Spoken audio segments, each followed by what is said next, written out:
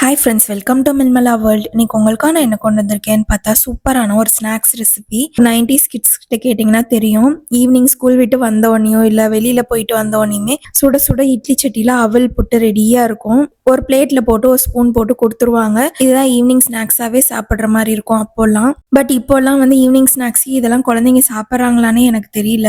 Sandwich, pan cakes, நகட்ஸ்ன்னு இப்படி செஞ்சு கொடுக்க ஆரம்பிச்சிட்டோம். இந்த மாதிரி ஸ்வீட் ரெசிபி பண்ணி கொடுங்க, ரொம்ப சூப்பராக இருக்கும், ஹெல்த்தியாகவும் இருக்கும். வாங்க எப்படி செய்யலான்னு பார்க்கலாம். அதுக்கு நான் ஒரு 3 கப் அவல் எடுத்திருக்கேன். வெள்ளை அவல் தான். உங்ககிட்ட சிகப்பு அவல் இருந்தால் இன்னும் ரொம்ப ஹெல்த்தியாக இருக்கும். அதை நல்லா லைட்டாக ரோஸ்ட் பண்ணி கலர் சேஞ்ச் ஆனதுக்கப்புறம் ஆறுனதுக்கப்புறம் ஒரு மிக்ஸி ஜாரில் மாற்றி 2 ஏலக்காவை போட்டு நல்லா பொடி பண்ணி எடுத்துக்கோங்க. லைட்டாக குறைன்னு இருக்கணும், அந்த மாதிரி எடுத்துக்கோங்க. அப்பதான் புட்டு நல்லா சாஃப்டா வரும், பிளஸ் நல்லா உதிரி உதிரியா கிடைக்கும். நான் காட்டுற மாதிரி அரைச்சி எடுத்து ஒரு பவுல்ல மாத்திக்கோங்க. இது கூடயே ஒரு பிஞ்ச் ஆஃப் சால்ட் போட்டுக்கோங்க, டேஸ்ட் என்ஹான்ஸ் பண்ணி கொடுக்கறதுக்காக தான். இது கூடயே கொஞ்சம் கொஞ்சமா தண்ணி தெளிச்சுக்கோங்க. தண்ணி தெளிச்சு நல்லா கையில பிடிக்கிற பதத்துக்கு வந்ததுக்கு அப்புறம் நீங்க தண்ணி தெளிக்கிறத ஸ்டாப் பண்ணிக்கலாம். ரொம்ப தண்ணி தெளிச்சிடாதீங்க, கொஞ்சம் உதிரி உதிரியா இருக்கணும். தண்ணி தெளிச்சு ஒரு 5 மினிட்ஸ் அப்படியே ரெஸ்ட் விட்டீங்கன்னா நல்லா ஊறி வந்துடும் அவல். இப்போ நான் காட்டுறேன் பார்த்தீங்கன்னா, இந்த மாதிரி பிடிச்சு எடுக்கிற மாதிரி ஈஸியா இருக்கணும். இப்போ ஒரு இட்லி சட்டியில ஒரு குழிக்கரண்டி எடுத்துக்கோங்க. ஃபர்ஸ்ட் பாட்டம்ல கொஞ்சமா தேங்காய் துருவல் போட்டுட்டு மேல நம்ம புட்டு வச்சிருக்கோம்ல அதையும் போட்டுட்டு கொஞ்சமா சுகர் போட்டுக்கோங்க. நான் ஒயிட் சுகர் போட்டிருக்கேன், நாட்டு சுகர் இருந்தாலும் போட்டுக்கலாம். அதுக்கு மேலேயே கொஞ்சமா தேங்காய் துருவல் போட்டு நல்லா லைட்டா இப்படி ப்ரெஸ் பண்ணி அந்த குழியில தட்டினீங்கன்னா சூப்பரா அப்படியே